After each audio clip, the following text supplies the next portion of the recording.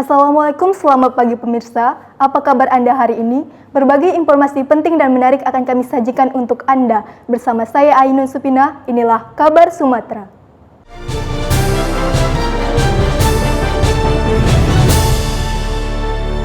Guna mengantisipasi penyalahgunaan narkoba di kalangan anak muda, pengurus Dewan Pimpinan Daerah Komite Nasional Pemuda Indonesia (KNPI) Kabupaten Simalungun, Sumatera Utara menggelar pertunjukan musik dan teatrikal dengan tema Mustika, musik anti narkoba.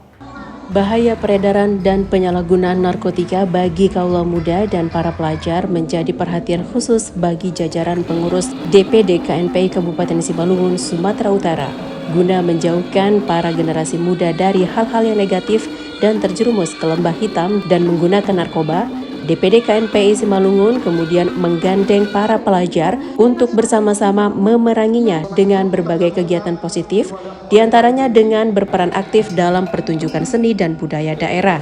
Kolaborasi organisasi pemuda dengan para pelajar ini kemudian sukses menggelar pertunjukan drama tari musik tradisional yang dipadu dengan musik etnis modern dalam acara Mustika, musik anti narkotika. Pertunjukan yang digelar di Gedung Aula SMKN Seni dan Budaya Kabupaten Simalungun pada Senin 20 November lalu sukses menyita perhatian sejumlah tamu dan undangan yang hadir.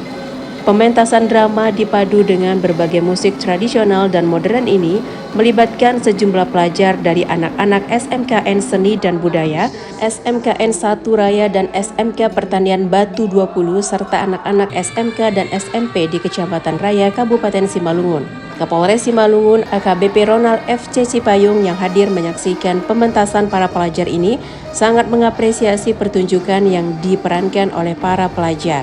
Melalui kegiatan ini yaitu Mustika, musik anti narkotika yang kita mulai dari Kota Pematang Raya, yang mana bertujuan kita harapkan pemuda, khususnya pelajar, tidak menjadi korban dari pengaruh-pengaruh narkotika ini. KNPI itu tidak bertindak sendiri.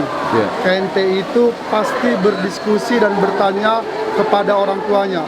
Siapa orang tuanya? Yang pertama ada majelis pemuda, yaitu ada orang tua kami, Pak Pran Saragi, kemudian rekan-rekan senior kami yang sudah terlebih dahulu di KNPI.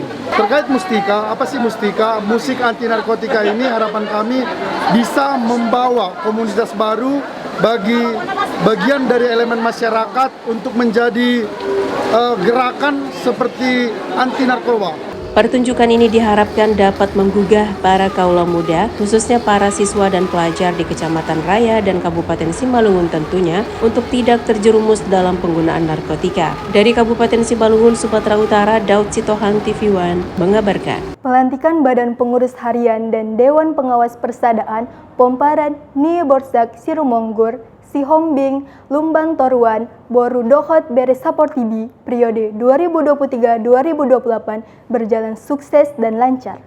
Prosesi pelantikan kepengurusan Persadaan Pomparan Ni Borsak Simuronggur Sihombing, Lumbang Toruan, Boru Dohot Bere Saportibi ini diawali dengan ibadah singkat yang diikuti oleh sejumlah pengurus dan tamu undangan yang hadir. Usai pelaksanaan ibadah, kegiatan kemudian dilanjutkan dengan pelantikan Dewan Pengawas PBSS Saportibi oleh Ketua Dewan Pengawas Salmon Sihombing yang dilanjutkan dengan penandatanganan dan penyerahan SK pengurus Dewan Pengawas yang baru saja dilantik. Usai pelantikan dan penyerahan SK Dewan Pengawas, acara kemudian dilanjutkan dengan pelantikan Badan Pengurus Harian Persadaan Pomparan Ni Borsak Sirumonggur Sihombing, Lumbang Toruan, Boru Dohot Bere Saportibi oleh Ketua Umum PBSS PDT Rosben Sihombing. Dalam sambutannya, Ketua Panitia Pelantikan Arifin Sihombing menyampaikan terima kasih kepada semua pihak yang telah membantu terlaksananya pelantikan BPH PBSS periode 2023-2028. Usai prosesi pelantikan, Ketua Umum PBSS Saportibi Rosben Sihombing menyebutkan ada banyak hal yang telah dilakukan organisasi PBSS sejak dibentuk pada tahun 2011 lalu. yang paling pokok di PPSS itu yaitu pembangunan SDM atau sumber daya manusia. Dan mungkin tidak diekspos selama ini, ada banyak hal perbuatan baik itu dan sudah dilaksanakan selama kepemimpinan Opung Elisa, memberikan bantuan atau beasiswa kepada generasi muda Borsa Sirumonggur. Tetapi yang lebih konkretnya di tahun 2023 ini, periode 2023 ke 2028, akan kita laksanakan itu menjadi Tugu Namangulu. Tugu Namangulu ini atau dengan ucapan lain Universitas Borsa Sirumonggur. Ya, tentu sebagai mitra untuk diskusi untuk terwujudnya cita-cita atau roh daripada terbentuknya Borsa Sirumonggur sedunia ini, yaitu memajukan sumber daya manusia khususnya generasi muda di segala sektor, tapi utamanya adalah di bidang pendidikan.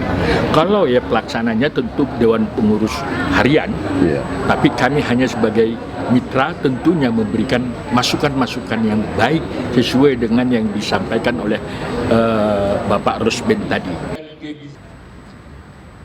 Dari Pematang Siantar, Sumatera Utara, Daud Sitohang, TV One, mengabarkan. Ketua Umum Yayasan Umat Kristen Sumatera Utara yang juga Menteri Hukum dan HAM, Yasona Lauli, resmikan Gedung Christian Center Sumatera Utara. Gedung ini diharapkan berguna untuk umat. Peresmian diawali dengan kebaktian bersama lapisan umat Kristen Sumatera Utara, pembukaan selubung pelang Christian Center, pelepasan merpati putih, serta gunting pita oleh Ketua Umum Yasona Lauli dan Ketua Panitia John Aaron Lumban Gaul bersama undangan lainnya. Ketua Panitia John Aaron Lumban Gaul melaporkan, Komplek Christian Center yang berada di area 7,5 hektar dibangun untuk kebutuhan umat Kristen Sumatera Utara. Fasilitas yang tersedia seperti ruang inap, ruangan pertemuan dengan muatan 300 orang, dan ruangan rapat. Pembangunan Christian Center membutuhkan proses panjang, serta kemungkinan berkolaborasi dengan pimpinan dan umat beragama bisa mewujudkan pusat kegiatan agama lainnya untuk menjaga kerukunan beragama di sekitar dan mengajarkan ketekunan beriman agar terhindar dari segala kejahatan kenakalan remaja hingga narkoba. Menurut Ketua Umum Yayasan Umat Kristen Sumatera Utara Yasona Lauli, Gedung Christian Center diharapkan berguna bagi umat Kristen di Sumatera Utara. Secara bertahap pembangunan Christian Center akan dilengkapi, di mana tempat ini bisa digunakan untuk pelatihan pemuda gereja, seminar, serta bentuk kegiatan umat Kristiani lainnya. Ini adalah Christian Center untuk seluruh denominasi gereja di Sumatera Utara. Kami menyiapkan tempat ini, saya sebagai Ketua Yayasan, bersama seluruh pengurus Yayasan dan Dewan Pembina, untuk tempat pelatihan, untuk termasuk anak muda gereja, pendeta-pendeta bisa, jemaat, ya, termasuk juga anak-anak GMKI, anak-anak Damki. Jadi semua kegiatan-kegiatan yang untuk seminar, pelatihan, fokus group discussion dan lain-lain, dan retreat bisa kita laksanakan di sini. Dari Medan, Sumatera Utara, Martinus Sitorus, TV One mengabarkan. Ajang Miss Mega Bintang Indonesia 2024 membuka kesempatan emas bagi wanita Sumatera Utara. Barbie Chia Production menggelar audisi tersebut tanpa dipungut biaya alias gratis. Audisi Miss Mega Bintang Regional Sumut 2024 direncanakan berlangsung Minggu 26 November 2023. Ajang ini merupakan kesempatan bagi wanita asal Sumatera Utara untuk unjuk bakat dan minatnya tidak hanya cantik dan tinggi, tetapi memiliki pengetahuan dan beretika. Hal itu disampaikan owner Barbie Chia Production, Desiska Sihite, yang akrab disapa Miss Barbie Chia dalam acara jumpa pers di Medan. Audisi Miss Mega Bintang 2024 merupakan perhelatan multitalenta yang diinisiasi perancang busana dan pembawa acara televisi nasional Ivan Gunawan atau Igun yang diwakili Dardo Andrio Siregar dari Yayasan Mega Bintang Indonesia. Hadir juga Nadia Choa, merupakan Miss Face Humanity 2022. Ini bakal benar-benar menjadinya bintang sesuai dengan Miss Mega Bintang.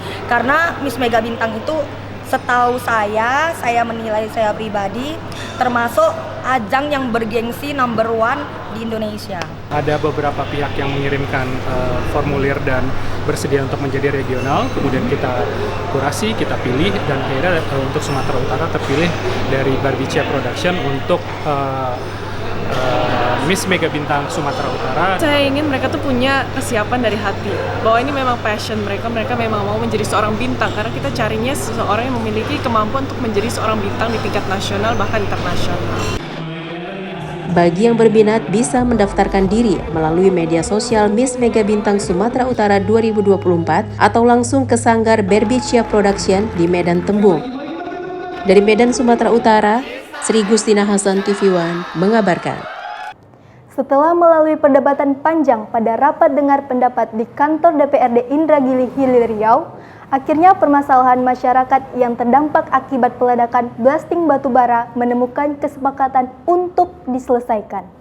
Rapat dengar pendapat yang dipimpin langsung oleh Ketua DPRD Indragiri Hilir, Feryandi, ini dihadiri warga dan pihak perusahaan serta pihak-pihak terkait pada Senin sore kemarin. Begitu pentingnya persoalan ini, dari pihak perusahaan langsung dihadiri Direktur Utama PT BPP, Alexander F.H. Rumokoy.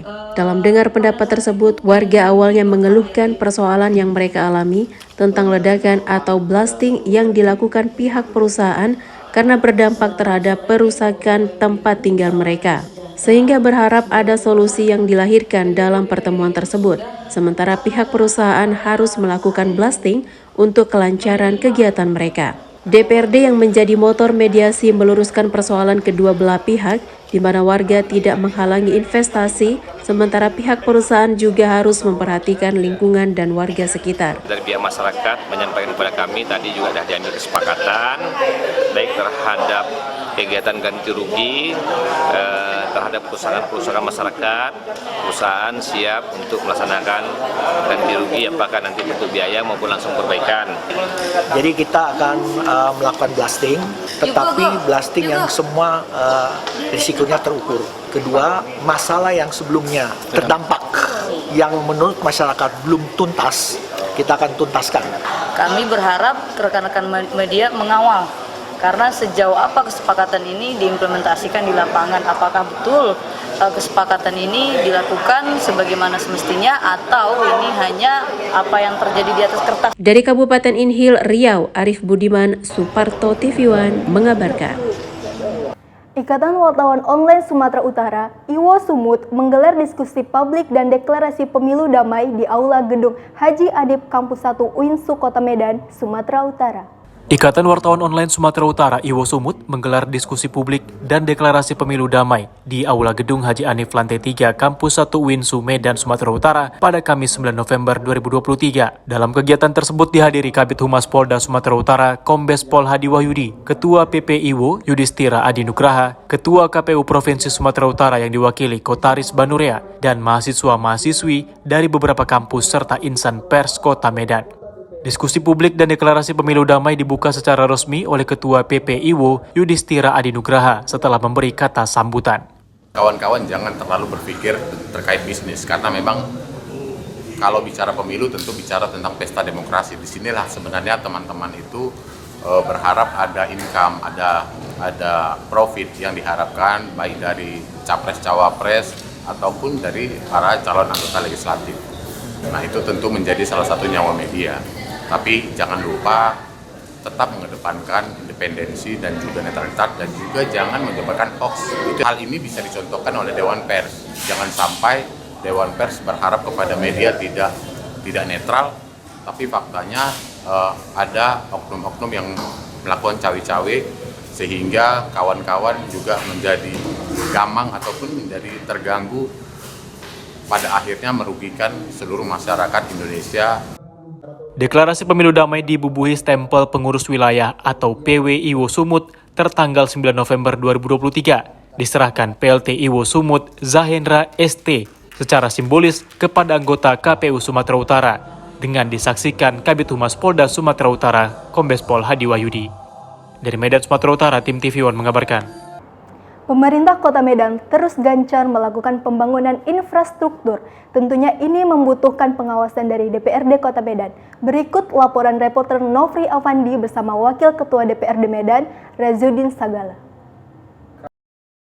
Pemirsa, pemerintah Kota Medan saat ini terus gencar melakukan pembangunan infrastruktur yang ada di Kota Medan. Tentunya pembangunan ini dibutuhkan pengawasan dari para anggota Dewan Perwakilan Rakyat, khususnya DPRD Kota Medan. Nah, pada episode kali ini pemirsa, saya akan perbincangkan tentang program-program pembangunan infrastruktur pemerintah Kota Medan dengan Wakil Ketua DPRD Kota Medan yang saat ini sudah hadir tepat di depan saya. Sudah ada Bapak Haji Rajudin Sagala, SPDI. Assalamualaikum Ustaz. Waalaikumsalam. Ustaz, boleh kita berbincang? Boleh. Boleh, sambil jalan Ustaz? Oke. Baik, Ustaz. Ini kan saat ini kita lihat bersama ya Ustaz ya, pemerintah Kota Medan saat ini sedang banyak sekali ya melakukan pembangunan infrastruktur, baik itu drainase, jalan dan sebagainya. Pertama saya ingin menanyakan Ustaz, dari pandangan Ustaz sendiri selaku Dewan Perwakilan Rakyat, pembangunan yang dilakukan oleh pemerintah Kota Medan saat ini seperti apa? Alhamdulillah ya, selama ini sudah berjalan dengan baik walaupun kita lakukan secara bertahap ya. Karena memang Medan ini merupakan kota besar yang harus baik kita benahi. Ya, infrastrukturnya sekarang memang sudah berjalan dengan gencar. Ya, kita upayakan dalam kepemimpinan Pak Wali Kota kita ini, insya Allah sedikit demi sedikit akan kita tuntaskan sehingga Medan ini menjadi kota yang indah, insya Allah. Baik Ustadz, ini selama pembangunan yang dilakukan dengan banyak nih Ustadz, ada tidak hal-hal yang mungkin sedikit memperhambat mungkin ketika pengajuan ke DPRD atau sebagainya dalam pengajuan dana? Selama ini memang berjalan bagus ya, tidak ada kendala ya, walaupun keterbatasan APBD, maka tidak semua usulan warga itu bisa kita tampung. Jadi secara bertahap insya Allah dari tahun ke tahun terus kita besarkan anggaran kita untuk infrastruktur sehingga pembenahan Medan ini insya Allah akan semakin baik di masa yang akan datang. Baik, berarti sejauh ini masih berjalan dengan lurus ya, sambil dalam program dari para DPRD Kota Medan. Nah, sejauh ini dari para anggota Dewan ketika turun ke masyarakat, Ustaz, mendengarkan aspirasi masyarakat, apakah memang pembangunan infrastruktur ini sangat dibutuhkan saat ini, Ustaz? Iya, betul. Ya, memang selama ini ketika kita turun, ya, saya ketika turun ke masyarakat, apakah melalui reses, sosialisasi peraturan daerah, atau mungkin saat kunjungan mendadak, itu ada saja keluhan warga terkait dengan Medan, terutama terkait jalan, kemudian drainase yang masih ada beberapa yang belum lancar airnya sehingga ketika hujan sebentar itu bisa menyebabkan banjir. Maka itulah yang menjadi prioritas kita agar Medan ini terbenahi, jalan itu yang tadi banyak lubang segera diperbaiki, kemudian drainase yang nggak mengalir itu bisa segera dialirkan airnya. Alhamdulillah selama ini berjalan dengan baik. Baik Ustaz, ini dari keluar masyarakat ini, apakah memang sebelumnya ini Ustaz, pemerintah Kota Medan sudah peka atau memang ini melalui dari rekomendasi para anggota Dewan yang sudah akses nih ke berbagai kecamatan yang ada di Kota Medan? Iya, itu beragam ya pengaduan masyarakat, bisa dari warga yang tidak bertemu dengan anggota DPR, mereka mungkin menyurati Pemko, atau mereka utusan dari masyarakat, apakah dari komunitas, dari organisasi pemudaan, mereka hadir di lingkungan menyampaikan keluhannya ke para Kepling ya, kemudian ke lurah, makanya di tingkat kelurahan ada namanya musyawarah kelurahan. Kemudian ketika di hasil musyawarah kelurahan itu sudah disetujui itu mau diusulkan untuk pembangunan, itu biasanya dibawa ke musyawarah kecamatan.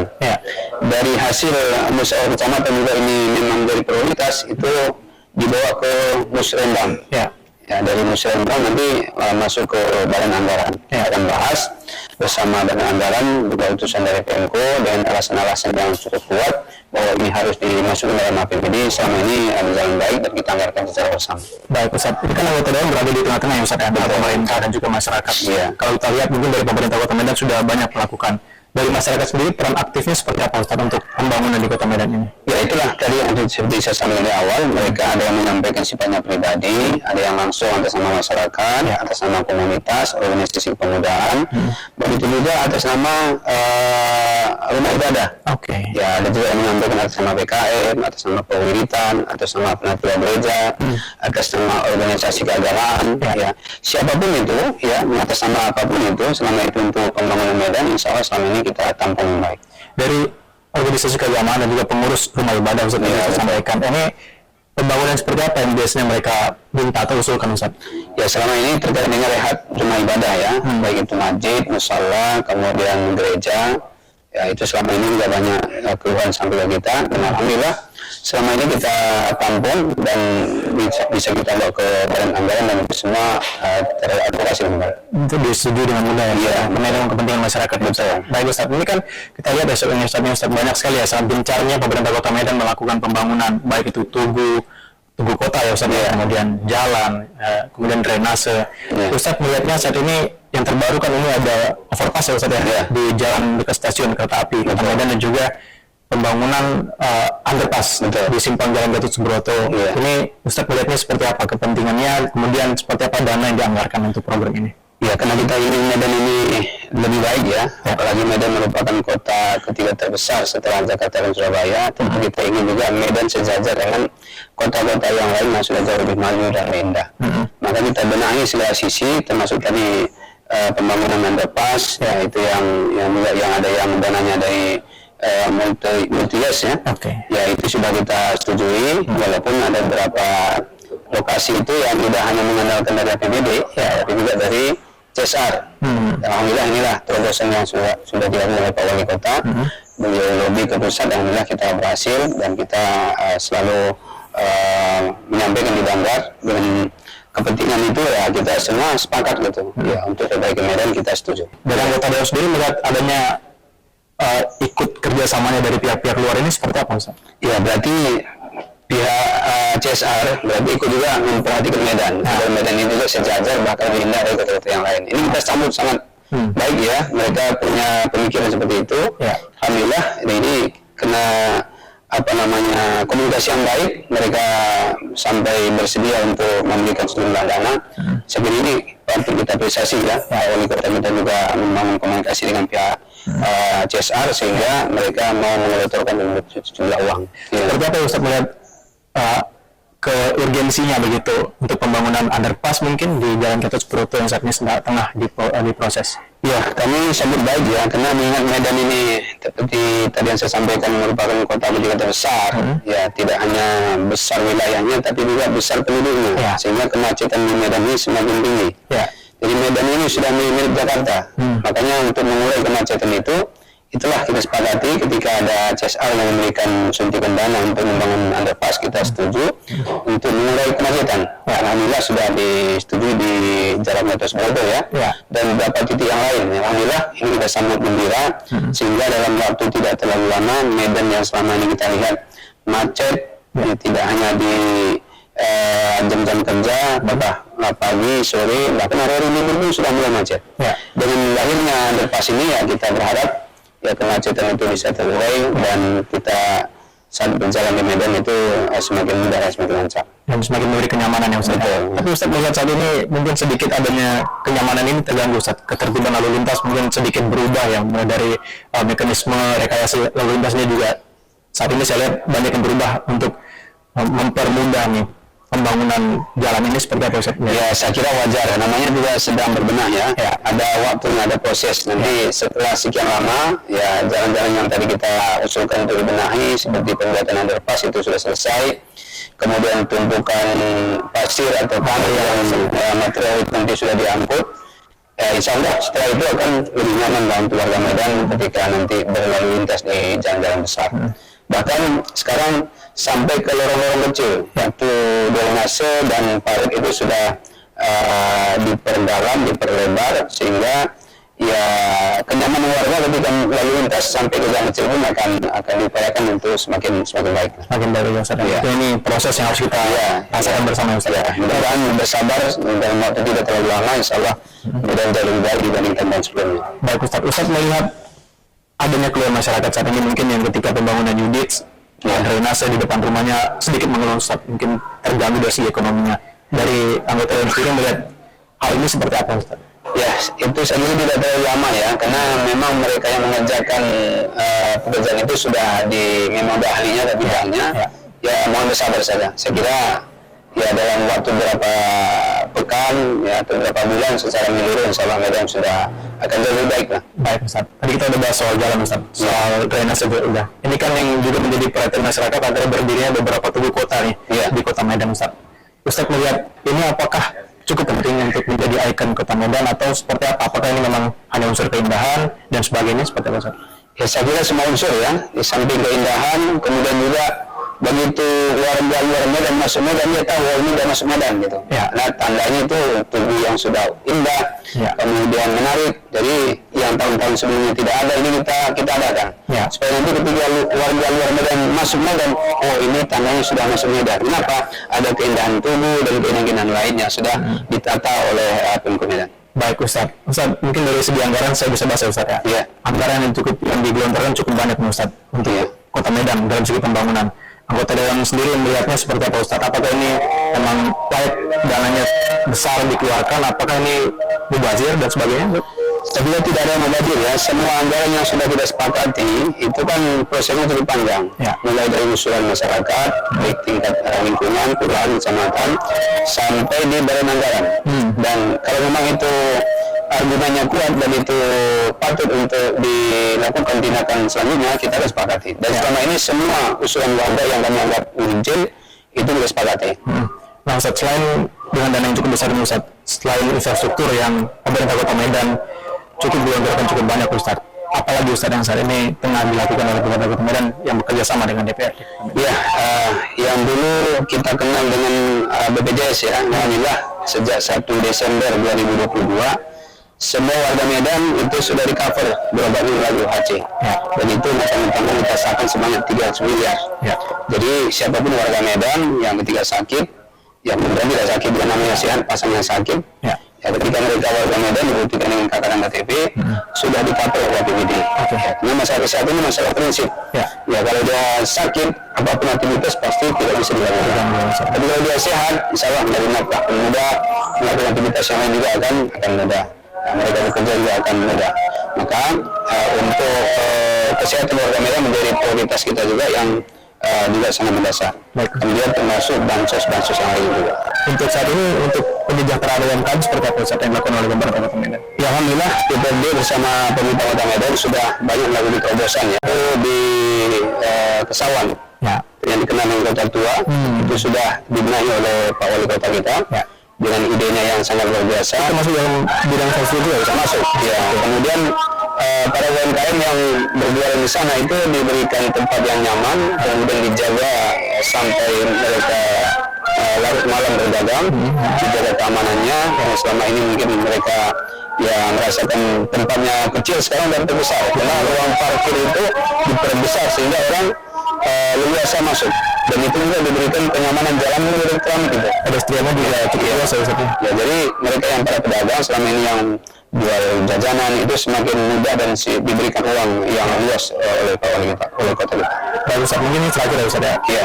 Bisa Ustaz sampaikan mungkin sedikit pesan-pesan kepada masyarakat yang saat ini mungkin tidak sabar Ustaz. Kita lihat ya di berbagai media sosial keluhan masyarakat. Ada juga yang mendukung kan, karena ini untuk kepentingan masyarakat Kota Medan juga. Tapi dengan proses yang cukup dilakukan saat ini, multi-years dan sebagainya, tentu masyarakat ada sedikit keluhan yang mengganggu ketertiban usahanya. Bisa sampaikan. Baik, terima kasih kepada warga Medan yang mungkin Medan sedang proses pemenahan pembangunan yang sangat kompleks ya. Jadi kita tentu harus bersabar, berikan kesempatan untuk Pak Wali kita untuk membenahi Medan, dan kami juga sudah setuju dalam banyak anggaran sudah kita gelontorkan ya, kita berikan kesempatan dan harap bersabar, insya Allah dalam waktu yang tidak terlalu lama Medan akan jauh lebih baik dibanding tahun-tahun sebelumnya. Ustaz, optimis ya Ustaz, ini saya sudah dapat betul. Kalau ada kritikan yang membangun silakan sampaikan kepada kami, ke DPRD, ke Pemko, insya Allah ya secara bertahap kita akan tindak lanjuti. Bisa sampaikan keluhan kemana Ustaz?